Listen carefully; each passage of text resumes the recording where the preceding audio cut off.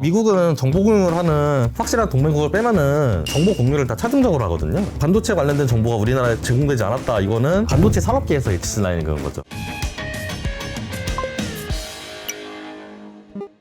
안녕하세요, 이호석입니다. 오늘은 미주사 교장님 오랜만에 나와주셨습니다. 안녕하세요. 네, 안녕하세요. 제가 이제 휴가도 다녀오고 이러다 보니까 굉장히 좀 오랜만에 뵌 것 같아요. 그러게요. 네. 오늘은 또 어떤 이야기로 재미있게 이야기를 좀 풀어가 볼까요? 네. 제가 이제 이동안 이과 이야기 좀 많이 했으니까 네. 오늘은 좀 문과 컨셉으로다가 문과 컨셉으로. 네, 문과 컨셉인데 또 완전 이과 버릴 순 없으니까 이제 반도체에 엮여 있는 국제관계 이야기를 좀 해보려고 하고요. 반도체 이야기를 하는데 아주 문과적으로 풀어나가 보겠다. 네네. 사실 기술적인 거는 솔직히 반도체 자체도 전문 영역인데 뭐 제가 잘하는 영역은 아니라서 그걸 뭐 기술적으로 막 딥다이브 할 거는 아니고. 네. 다만 최근에 이제 좀 큰 이슈가 있었죠. 삼성전자 하이닉스 주주님들한테 굉장히 좀 걱정이 될 만한 이슈가. 맞아요.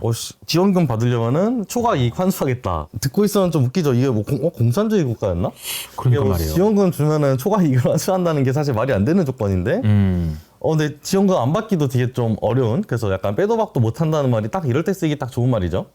그래서 지금 그런 상황이 됐는데 미국은 도대체 왜 이런 소리를 하는 것이고.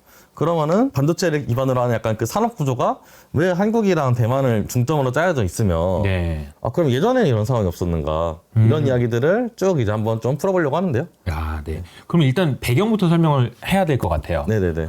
물론 이제 뉴스상으로 많이 언급이 되긴 했으니까 아시는 분은 아시겠지만 모르시는 분도 있으니까 도대체 그 법이 무슨 내용이 포함되어 있는 겁니까? 사실 정확하게 법안이 다 이런 거는 아닌데. 네네. 근데 이제 요즘은 이제 지원금 받을 거면은 초과이익 환수랑 이제 기술을 많이 공개하는 그런 내용이 많이 들어가 있는 식으로 지금 액션이 취해지고 있어요. 자, 그러니까 지금 지원금을 받으려면은 일정 부분 이상의 이익이 난 거는 뱉어내라. 그쵸. 혹은 기술을 공개해라. 아니면 지원금을 못 받는다. 막 이런 건가요? 둘 다. 둘 다 하는 거고. 둘 다 하고 아니면 지원금 못 받는다는데 지원금 안 받을 거면은 미국 내에서 과연 장사할 수 있을까? 지금 딱 어떤 단계냐면은 실제 액션이 있기 전에 서로 이제 엄플하는 단계예요. 엄플. 네, 엄플하는 단계인데 엄플하는 단계가 왜 중요하냐 하면은 엄플하는 말이 없는 말을 말하지 않아요. 이 정도까지는 난 열어두고 있다. 라는 걸 이제 던져보는 거죠. 그러니까 여러분 썸 탈 때 없는 행동을 하지 않잖아요. 네네. 이게 약간 과격한 썸이지만. 네. 그래가지고 이것도 내가 뭔가 액션을 했으면은 그 액션에 대해서 내가 생각하는 의도가 있잖아요. 네. 그 의도가 뭐 강도의 차이는 있을지언정 방향이 틀리진 않습니다. 여기서 이길 수 있는 방향은 뭐냐 하면은 너네 밖에서 반도체 사업하는 거 꼴보기 싫다는 소리죠, 일단은. 처음에 나온 얘기, 들어오라는 얘기였어요. 그죠? 그것도 좀 애매한 것 같아요. 그것도 애매해요. 그러니까 이게 어떤 식으로 해석해야 되는지는 좀 왔다 갔다 하는 것 같은데 제 생각은 어떠냐면은 기본적으로 미국 밖에서 반도체 제조 시설이 있는 거에 대해서 난 되게 불안하다. 이렇게 생각하는 것 같아요. 근데 이게 불안한 게 그럼 미국의 약간 편집증적인 양아치 생각이냐 하면은 조금 애매해요. 왜 조금 애매하냐 하면은 일단 대만 얘기를 좀 해볼게요. 반도체 간단하게 설명을 드리면은 반도체가 이제 팹리스가 있고 이제 파운드리가 있는데 팹리스는 이제 설계하는 애들이고 팹이 없으니까 설계만 하는 거죠. 설계를 한 다음에 그 설계한 거를 가지고 이제 파운드리에다 보내가지고 그 파운드리에서 이제 그러면 그 설계된 대로 반도체를 찍어서 주는 거죠. 근데 여기서 파운드리에서 가장 잘하는 업체 세계에서 두 개가 있어요. 삼성전자랑 TSMC죠. 물론 하이닉스도 있고요.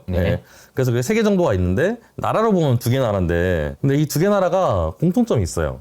중국하고 가깝죠. 그렇죠. 대중국 전선의 최전선이에요. 맞아요. 그래서 이거를 어떤 식으로 해석할 수가 있냐면은 미국 입장에서는 속된 말로 그냥 레이드에서 얘는 탱커예요, 탱커. 근데 탱커가 원래 레이드 끝나고 전리품 분배할 때 탱커한테 좀 더 줘요. 탱커가 아프면은 다 피곤하거든요. 그래가지고 그런 의미에서 이 정도 산업 섹션 정도는 니네가 뛰어서 자생하는데 써라라고 약간 뭐 허락했다고 말하기는 좀 웃기지만 어쨌거나 자국 내에서 굳이 경쟁을 많이 세게 하지 않았던. 그러니까 탱커비를 준 것도 있고 그리고 다른 하나는 팹리스 자체가 기본적으로 더 수익성이 많으니까 파운드리는 어쨌거나 사람을 많이 갈아 넣어야 되니까 그래가지고 결과적으로 미국은 팹리스를 가져가고 그래서 실제로 설계 잘하는 회사들은 다 미국에 있고 머리 쓰고 설계하고 이런 거는 그렇고 그쵸, 이제 물론 제조가 머리를 안 쓴다는 얘기는 아닙니다. 그건 아닙니다만은 그러면 어쨌거나 상대적으로죠.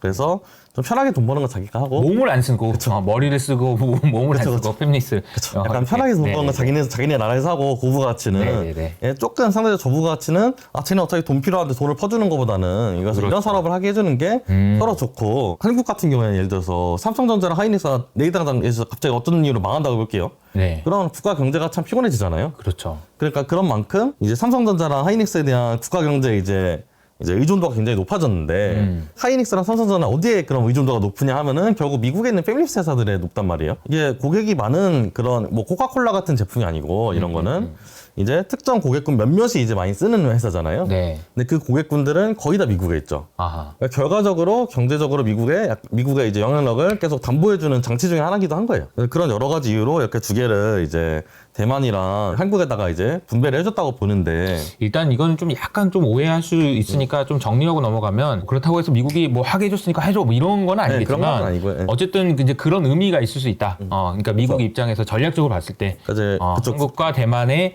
반도체의 핵심 공장들이 있는 핵심 회사들이 있는 것이 전략적인 측면에서 그런 해석이 가능하다. 충분히 가능한 것 어느 같습니다. 정도는 그렇다고 생각합니다. 물론 이제 유럽에서도 당연히 핵심적인 역할을 하는 회사들이 있죠. 네덜란드에서 ASML 같이 그렇죠. 이제 반도체 부품 이제 소재 장비 좀 만드는 회사들. 그래가지고 이제 그런 회사들도 물론 존재하지만 어쨌거나 삼성전자나 대만 같은 경우에는 좀 그런 부분이 없지 않아 있었다고 판단된다 개인적으로는. 네. 근데 이런 상황에서 지금 이걸 걷어들이려는 행태를 보이고 있죠. 근데 이걸 왜 걷어들이고 싶어 하냐 하면 근거가 아까 있다고 좀 말씀을 드렸는데 근거가 다른 게 뭐냐면은 일단 대만은 좀 불안한 부분이 있어요. 뭐가 불안하냐 하면은 야 전쟁 났을 때 TSMC를 지킬 수 있느냐 했는데 좀 위험하죠. 그리고 그럼 열전이 나면 차라리 내가 참전할 수가 있는데 이번에 열전이 아니고서도 봉쇄할 수 있는 케이스를 보여줬어요. 이번에 펠로시가 대만에 갔는데 대만에 간 다음에 이제 중국에서 굉장히 불편해했죠. 네. 그 다음에 취한 액션이 되게 재밌는데요. 미국은 일단 공식적으로는 하나의 중국을 인정을 해요. 그러니까 대만이랑 중국은 그냥 하나의 나라예요. 미국 입장에서는. 그러니까 일단 공식적으로는. 대신에 대만 관계법이라는 약간 특수한 법을 통해 가지고 이제 대만에다 군사 지원을 해주고 있는 건데 네. 이게 좀 어떤 문제가 있냐면은 그러면 중국 입장에서 그럼 우리는 대만을 둘러싸고 군사훈련 좀 빡세게 해보겠다 하면은 미국 입장에서는 자기네 공식 입장상으로는 이거는 중국 내 훈련인 거예요. 그러니까 내정 개입할 근거가 하나도 없어요. 근데 그렇게 군사훈련을 대만을 둘러싸고 하면은 대만 밖으로 물류가 나갈 수가 없죠, 당연히. 그러면 이런 식으로 장기화되면 이게 이제 대만에 있는 TSMC가 있다고 해서 우리가 이거 물류 공급받을 수가 있냐 물어보면은 좀 애매해지죠. 실제로 좀 어렵다고 판단할 수가 있고 이번에 그런 케이스가 있었고 하니까 일단 미국 밖에 있는 게 좀 불안한 것 같은데? 라는 생각을 합니다. 그러니까 미국의 입장에서는 어쨌든 전략적인 관점에서 봤을 때 항상 최악의 상황도 고려해야 될 텐데 여기서 말하는 이제 최악의 상황이라는 게 중국과 대만이 정말로 전쟁이 터져서 열전이라고 표현을 하신 것 같은데 진짜 치고받고 싸우는 그 열전이 아니더라도 냉전, 그러니까 이제 차가운 냉기만 흐르더라도 군함을 딱 둘러싸니까 오도 가도 못하고 꼼짝 못하는 상황이 될 수도 있다. 그렇죠. 라는 걸 봤다는 거죠. 근데 이런 경우에 그런 미국이 침범할 수 있느냐 하면은 중국 입장에서는 나는 지금 국내에서 훈련하는데 너네 뭐 하는 짓이냐 이렇게 말할 수가 있고 부산 앞바다에서 훈련하는데 네가 운상관이야 이렇게 할 수 있는 거죠. 그리고 이제 미국 입장에서도 훈련 안 되는데 내가 가가지고 때려 죽이긴 좀 미묘하죠. 그렇죠. 그리고 대만 입장에서 보면은 대만 정치를 생각을 해봐야 되는데 열전을 하면은 이제 친중파가 다 죽겠죠 무조건. 근데 이런 식으로 냉전을 주기적으로 한다 치면은 친중파 입장에서 할 소리가 생겨요. 야 중국이랑 이렇게까지 척을 지면서까지 이렇게 하는 게 우리한테 좋을 리가 있겠느냐. 어쨌거나 주변인 나라인데 반중파가 너무 강경하게 해가지고 우리 다 굶어 죽게 생겼다. 열전이 일어나면은 대만의 기본적인 스탠스는 이거예요. 일단 TSMC는 부실 거다. 그리고 너네 샨시댐에다가 우리 있는 미사일 다 때려박아가지고 샨시댐 무너뜨린 다음에 한 2억 명 정도는 우리랑 같이 길동무로 끌고 갈 거다. 이거예요. 이건 열전이 일어날 때의 프로토콜이에요. 이걸 비례억제 전략이라고 그러죠. 니랑 나랑 진짜 강대강으로 싸워서 내가 이길 순 없지만 내가 네 파란 안을 가지고 가겠다. 딱 이 정도 전략인 거죠. 실제로 이 전략이 대만만 쓰는 거는 아니고요. 이제 프랑스랑 영국 같은 나라도 러시아에 대해서 썼습니다. 예전에. 그러니까 이제 나 건들면 나 이거 지금 이게 하이월이나 이런 얘기인 거죠. 건들면은 내가 한 끝은 있다. 너도 멀쩡하게 갈 수는 없을 거다. 그건데 이거 현실 버전이에요. 그래서 영국이랑 프랑스는 어떻게 하냐면은 모스크바 기준이라는 걸 유지를 해요. 그 당시엔 소련이죠. 소련한테 나라가 침공당해서 쑥대밭이 되면은 네. 모스크바는 무조건 우리 길동무로 끌고 간다. 어허. 이거예요. 어. 그래서 영국의 핵전략 기준은 모스크바 기준이라고 그래요. 그래가지고 영국은 끝까지 핵잠수함을 포기하지 않아요. 그리고 프랑스도 그것 때문에 끝까지 핵잠수함을 포기하지 않아요. 아. 그래서 이거는 좀 다른 이게 다른 또 이야기긴 스노우볼이 한데 불러가지고 다른 걸 어쨌든 이게 넘어가는데 이제 그 국제 관계에서 이렇게 긴장 관계가 유지될 수 있는 이유는 야, 너 이러면 나 이래 이런 것들이 다 있어서 얽히고 설켜서 아니 그러면 안 할게 하다 보니까 이제 긴장 관계가 그쵸. 있지만 평화가 유지되는 그런 중요한 요인 중에 하나인 거죠. 네네네. 근데 이게 열전인 경우에는 그렇게 되는데 네. 애매하게 냉전이다. 그래가지고 막 그냥 중국에서 오늘은 날씨가 좋으니까 훈련한다. 오늘은 뭐 날씨가 나쁘니까 훈련한다. 막 이러면서 아하. 그냥 시도 때도 없이 비정기적으로 훈련을 계속 건너칩시다. 그런 액션을 충분히 취할 수 있잖아요. 왜냐하면 그쵸. 코스트가 별로 안 드니까. 이유는 언제든지 뭐 바꿀 수 있는 거니까. 네, 뭐 이유야 뭐 사실 뭐 자국내에서 훈련하기 때문에 그걸 누가 막아요. 그렇죠. 물론 돈은 좀 들겠지만 그 정도야 뭐 열전하는 거에 비하면 돈이 훨씬 들 드니까. 이렇게 했을 때 대만 내에서 그런 반중파가 제대로 스탠스를 가지고 행동할 수 있을까? 지금 이제 대만의 이제 수령은 이제 그 반중파인데 네. 기본적으로. 근데 이게 이런 식으로 중국에서 액션을 취했을 때 과연 정권을 계속 유지할 수 있을까? 그리고 이런 거 플러스 이건 최근은 아니고 좀 됐는데, 그러니까 그 딱 하필이면 딱 그 중국 봉쇄 약간 비슷하게 했을 때 나왔던 뉴스가 어떤 게 있었냐면은 네. 대만인들이 이제 동남아로 인신매매에 대해서 팔려간다. 근데 이 팔려가는 애들을 중국 경찰이 잡아다가 대만으로 다시 송환해준다. 이런 이슈가 한번 있었어요. 그럼 이런 게 다 반중파 입장에서 뒤에 약간 면 깎이고 지지율 깎이는 일이거든요. 그렇죠. 그래가지고 이런 식으로 해가지고 지금은 반중 스탠스가 꽤 명확한데 네. 이 반중 스탠스가 친중으로 바뀌기만 해도 중국은 엄청 이득이에요. 근데 그런 경우에 TSMC는 첩보를 피할 수 있을까? TSMC가 그러면은 혹시 미국에도 공장 많으니까 뭐가 문제냐 할 수 있어요. 네. 근데 TSMC의 문제라기보다는 TSMC의 정책 중에 하나가 뭐냐면은 N-1 정책이라는 게 있어요. N-1. 이게 뭐냐면은 대만 본토에 있는 게 무조건 가장 차세대 반도체고 미국에 가 있는 공장들은 다 N-1. 이게 3세대면은 아하. 얘는 2세대만 생산하는 공장만 거기 가 있어요. 아하. 일단 제일 좋은 거는 일단 대만에서 먼저 한다는 개념인가요? 자기가 살아야 되니까. 그치. 내가 죽으면 이거 없어지고 그쵸. 그 덜 좋은 걸 네가 가지고 있는 거야. 뭐 이런 그쵸, 개념인 그쵸. 거죠. 네. 네. 살기 위한 전략이네요. N-1 네네네. 전략도. 네. 그래서 이게 참 약소국이 이제 살기 어쩔 수 위한 없죠. 전략이 그냥 다양한데 그 중에 하나라고 생각하시면 되겠는데요. 그럼 미국 입장에서 보면은 그럼 TSMC 망가지면은 진짜 좀 피곤한데 싶은 거죠. 그럼 삼성전자는 어떠냐 하면은 자, 이제 삼성전자 얘기로 들어갑니다. 네, 그러니까 이제 삼성전자를 한국 얘기로 보시는 게 맞을 한국 것 같아요. 이야기고, 네. 네. 그럼 한국 입장에서는 어떠냐 하면은 한국은 포위당할 가능성은 솔직히 별로 없어요. 왜냐하면 배후에 일본이 있으니까. 그렇죠. 네. 근데 지금 국제관계에서 이건 좀 정치적 이야기가 될 수도 있는데 약간 한국의 포지션이 조금 애매하게 보여요. 이건 정권과 상관없이 언제나 이 스탠스는 뭐였냐면은 경제는 중국과 그리고 안보는 미국과였어요. 네. 근데 이제부터는 이런 스탠스를 허용하지 않겠다는 거예요. 갈수록. 아하. 왜냐하면 갈수록 미국과 중국 사이가 거리가 멀어지니까. 색깔을 정해라. 이렇게 해라. 그래서 with us or against us. 그러니까 us가 US란 말도 되죠. 네. 그래가지고 US랑 같이 하든지 아니면은 적이든지 이제 스탠스를 정해라. 이런 식으로 이제 계속 압박이 오고 있는데 이 압박도 10년째 오고 있어요. 맞아요. 10년째 오고 있는데 강도가 세질 뿐이죠. 그죠. 근데 강도가 세지는 게 이제 이런 반도체 법안 같은 거가 그런 강도가 더 세지는 거에 일환이라는 거죠. 그래서 그런 맥락을 가지고 쳐다보는 게 맞지. 이게 이렇게 되면은 삼성전자 주가가 어떻게 되는지 뭐 이것도 물론 당연히 단기 투자에서는 되게 중요한데 네. 근데 좀 장기적으로 바라보자면 삼성전자 특히 좀 장기적으로 바라보는 게 맞는 게 네. 솔직히 말하면 저는 삼성전자를 장기적으로 쌓아가는 거에 대해서 되게 부정적이에요. 왜냐하면 시클리컬한 종목이기 때문에 종목 자체로만 보면은 네. 반도체 업황은 왔다 갔다 하는데 이걸 장투하는 게 결국 그냥 이렇게 왔다 갔다 하면서 올라가긴 올라가겠지만 시장보다 많이 올라갈 거라는 기대를 하긴 좀 어렵거든요.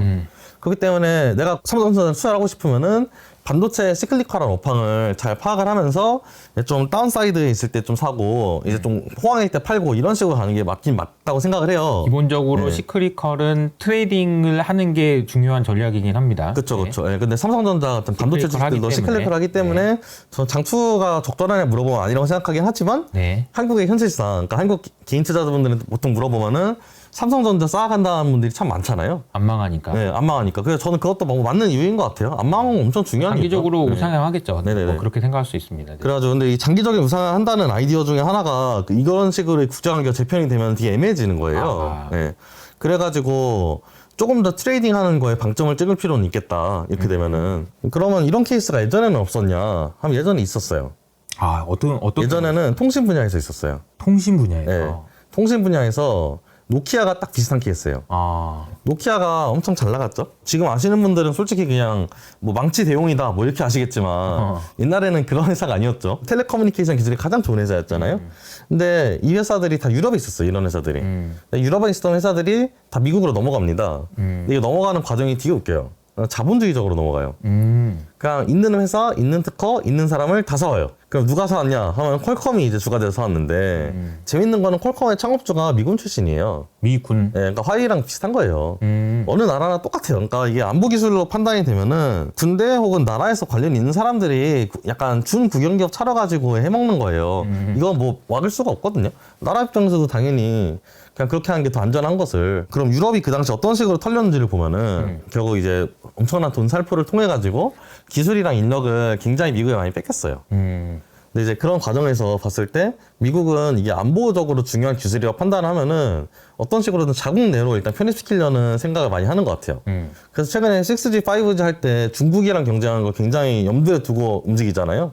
그런 것도 비슷한 맥락이라고 보시면 됩니다. 그러니까 이제 통신 자체가 안보에 굉장히 중요하다고 판단했기 때문에 이게 안보에 중요하다는 거는 실제로 2차 대전 때 굉장히 잘 증명이 됐거든요. 짧게는 진짜 그냥 전투기, 탱크가 무전기 통신에서부터 길게는 태평양 안에서 부대 간 통신하는 것까지 이런 것들을 도청 감청하면서 이득을 보고 도청 감청 당하지 않으면서 이득을 보면서 꼭 전쟁이 아니라 평시에도 굉장히 중요한 안보 기술이다.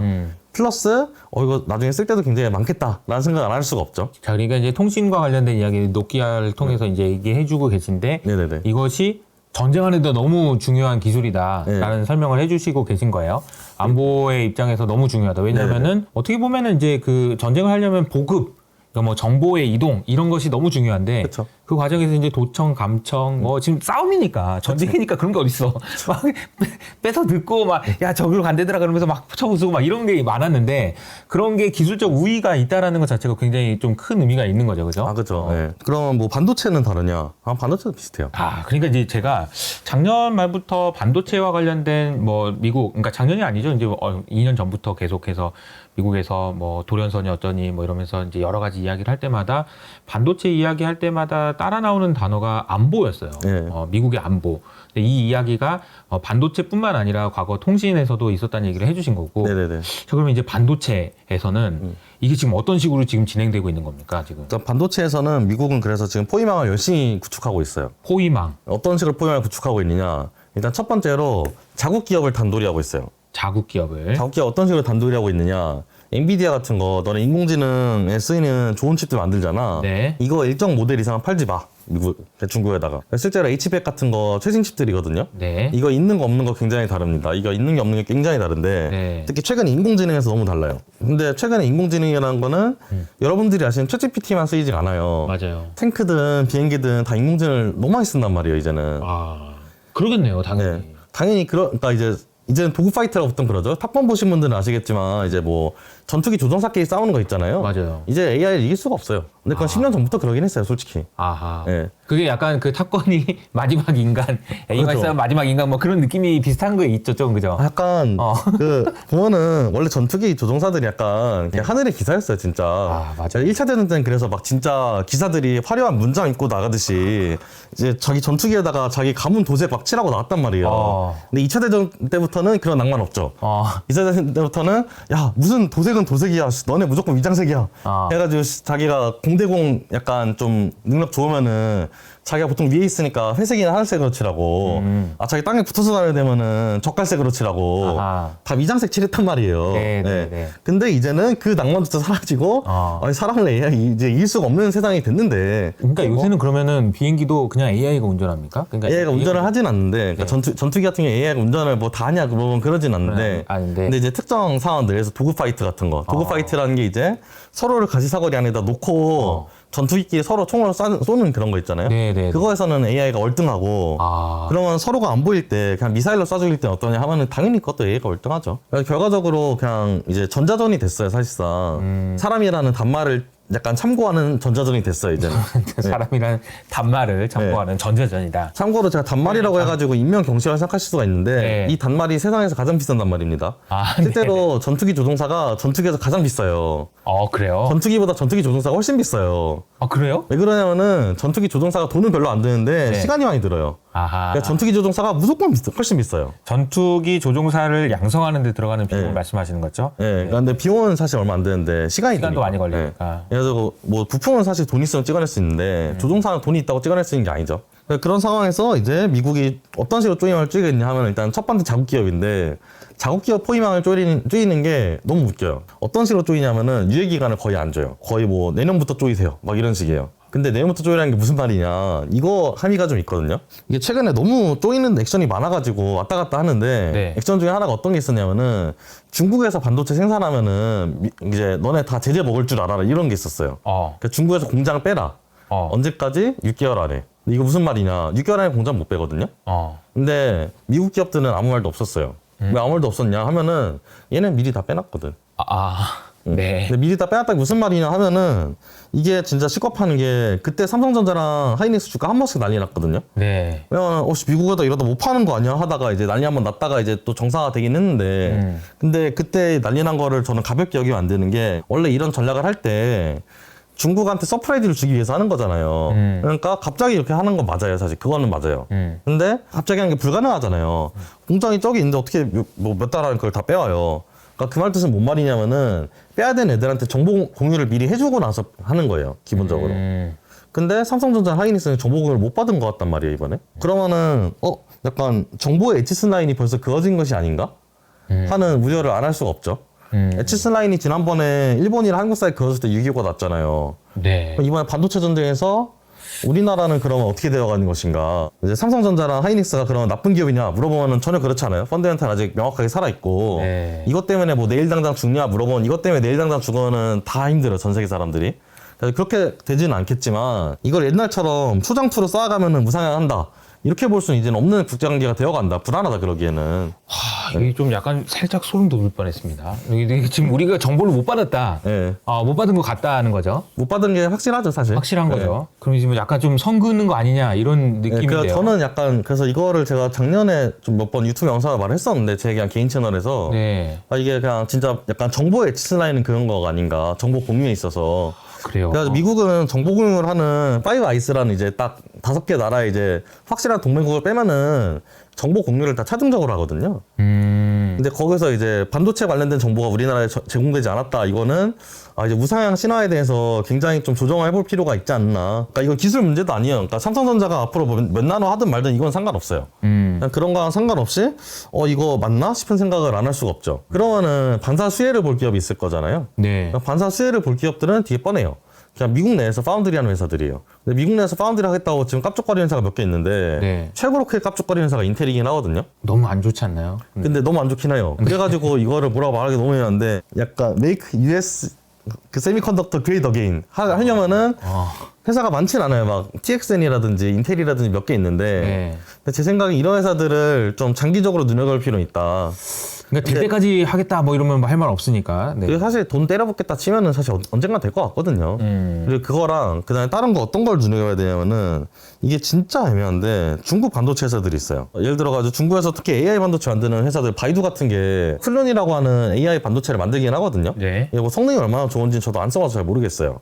일단 만들기는 해요. 중국 입장에서는 이제 뭐 지금은 몰라도 한 10년 뒤에는 진짜 반도체 우리 자체적으로 못 만들면은 죽을 수가 있겠다 생각이 들면은 그럼 어떻게든 반도체 굴기를 하고 싶겠죠. 그래서 한 번 했어요 사실. 한 번 했는데 실패했어요. 제 생각엔 이거를 다시 하려고 뭔가 액션을 취할 수도 있거든요. 네. 사실 저는 지난번 시진핑 이제 당선이라고 하긴 좀 그렇고 이제 제 연임할 때 약간 기술 굴기 이야기 한번 꺼내줄 줄 알았어요 솔직히. 그럼 그냥 그때 전에 들고 있다가 그냥 팔고 나오면 됐던 거였는데 그때는 뭐 큰 언급은 없었어요 생각보다. 근데 저는 임기 중에는 무조건 한 번은 꺼낼 것 같거든요. 임기 중에는 이거를 꺼내든지 아니면 전쟁을 꺼내든지 둘 중에 하나예요. 전쟁을 안 하고 어느 정도 약간 미국이랑 계속 라이벌리를 유지하고 싶으면은 반도체 없이는 이제는 안 되거든요. Make China Semiconductor Great. 어게인은 빼고. 어게인은 없으니까. 예. 그거 하려면은 중국 반도체 회사도 한번 볼만은 하죠, 사실. 그래서 그런 회사 뭐 바이두라든지 뭐 몇 개 있는데, 근데 저는 이건 잘 모르겠어요. 자, 이제 말씀하실 때 이제 뭐 미국에서 파운드리를 하고 있는 인텔이든 뭐 다른 회사를 주목해 볼 필요 있다. 플러스 중국에서도 반도체. 근데 저는 이제 그 얘기도 중요한데 그 앞에 했던 얘기가 머리를 너무 세게 때린 것 같아서 에치스 라인이 예. 과거에 이제 찾아보면은 북한이 우리나라에 쳐들어온 그 원인을 제공했다 이렇게 돼 있는 거죠. 그러니까 이제 그쵸, 에치스 라인에서 우리나라가 빠진 것이 끈떨어졌으니까 우리 쳐들어가자 이런 오해를 불러일으켰던. 잘못된 시그널을 줘가지고. 그래서 이제 전쟁이 났다라고 이제 알려져 있는 그 에치스 라인이 이번에 또 재현된 거 아니냐라는 이야기가 좀 섬찟한 것 같아요. 근데 이제 그냥 물론 그렇다고 해서 뭐 전쟁이 난다 이런 얘기는 아니지만. 이건 전쟁이랑 거리가 멀고요. 네. 그러니까 이건 열전의 에치스 라인이 아니라 아. 반도체 산업계에서 에치스 라인을 그은 거죠. 아하. 그래서 그럼 에치스 라인 뒤에 누가 있냐면 일본이 있거든요. 아하. 그래가지고 일본에서 반도체 만들겠다 이런 애 계속 나오는데 막 양자칩 네. 이런 거 같이 만들겠다 그러는데 그런 게 이제 간 보는 거죠. 그러니까 지금 일본이랑 썸 타는 중인 거죠. 미국이랑. 네. 아하. 그래가지고 일본에다가 차세대 반도체 몰아주겠다 하는데 이게 근거 없는 말은 아닌 게 일본 기업의 특징 중에 하나가 얘네가 세세한 디테일을 너무 잘해요. 그거만 잘해요. 네네. 그래가지고 그것만. 네. 그래서 강소 기업이 많아요. 그렇죠. 왜냐면은 이거만 잘하니까 스케일이 막 뭐 삼성, 않지만. 인텔 이런 급으로 커질 수는 없는 건데 이거는 세상에서 가장 잘하는 이런 강소기업들이 있는 회사인데 이런 강소기업들 중에서 이제 반도체 약간 밸류체인에서 필요한 기업들이 있는 나라예요. 그러니까 이제 지난번에 지소미아 때문에 이제 불소 순도 높은 거 이제 안 팔겠다 그러니까 이제 한국에서 난리가 났던 거잖아요. 근데 이게 실제로도 좀 난리가 날 만한 이유가 왔고 단기간 내에 대체될 수 있는 그런 거는 아니거든요, 솔직히. 네. 그렇기 때문에 일본에서 그걸 한다 치면은 그냥 아다리는 맞죠. 그림 자체는 이쁘게 나오는 것 같고 그러면은. 미국과 일본 간의 관계는 썸을 네. 타는 관계에 대해서. 그래가지고 미국에서 일본 방문하면은 항상 반도체 얘기가 나와요. 근데 그런 얘기 들을 때마다 전 좀 섬찟섬찟하는 거죠. 네. 반도체 인더스트리에서 진짜 에치스 라인을 근다? 하는 생각이 좀 드는 거죠. 근데 이 에치스 라인은 지난번이랑은 달라요. 지난번에 명시적으로 그었단 말이에요. 근데 이번에는 명시적으로 긋지 않아요. 명시적으로 그었다가 사고가 나니까 원래 썸 타는 게 0과 1 사이에 그 무언가 어디서 아래로 왔다 갔다 하면서 1로 가는 거잖아요. 그렇죠. 그러고 있다고 저는 지금 생각을 하긴 합니다. 방향이 정해졌다고 보시나요? 방향은 좀 정해진 것 같아요. 아하. 왜냐면 이 방향이 일반적으로 몇 년 이상 가고 있어요. 일관적으로. 그리고 이게 우리나라만 그러냐 하면 네덜란드도 똑같아요. 유럽도 똑같아요. 아. ASML에도 압박이 들어갑니다. ASML에도 중국에다 반도체 그 수출하지 마라. 기기, 노광 장비 수출하지 마라.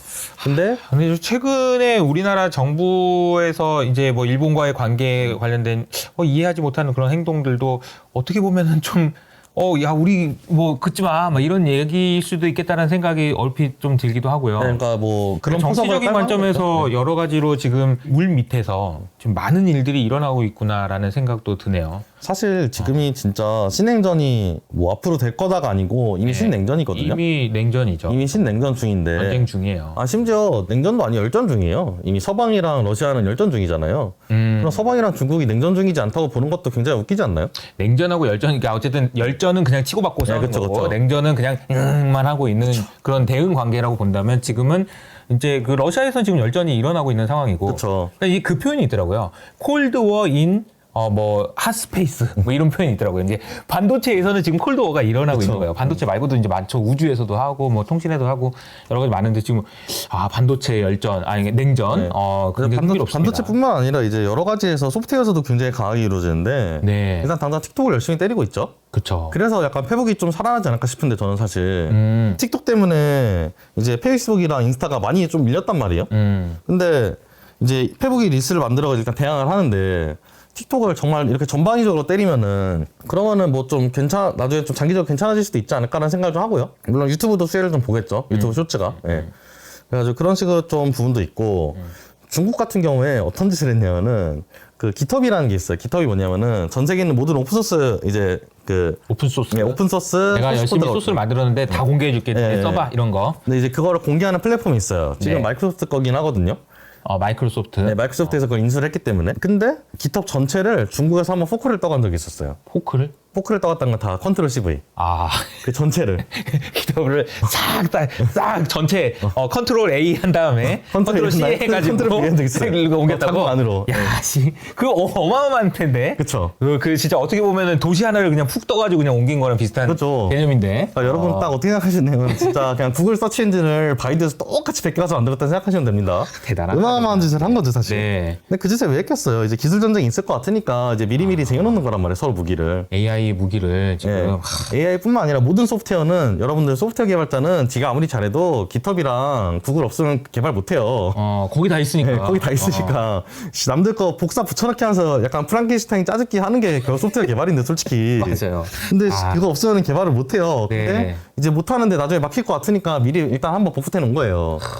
그러니까 이미 그런 액션 자체는 몇 년 동안 계속 취했었고 최근에 네덜란드 정부에서 한번 반발했었어요. ASML 그거 중국에다 수출하는 거 막는 거 너무 내정 간섭 아니냐 했는데 결과적으로는 투덜투덜 거렸지만 안 하기로 했어요. 그러니까 지금 실제로 포위망을 하나하나 만들어가는 중이에요. 1대1로랑 태평양, 인도양 전략 이거 두 개가 결국 이제 쌈박질을 하는 건데 미국은 이제 주변 동맹국을 가지고 중국이랑 러시아를 이렇게 둘러싸고 싶고 중국은 그런 거 아랑곳하지 않고 어디 하나로 포위망을 뚫고 나가고 싶단 말이에요. 그러니까 뚫고 나가는 거를 1대1로라고 부르고 크게 보면 아주 거시적으로 보면은 그렇죠. 그리고 이걸 둘러싸는 거를 이제 인도양, 태평양 전략이라고 부르는데 한국의 위치는 그럼 어디 있느냐 하면은 지금 조금 애매하거든요.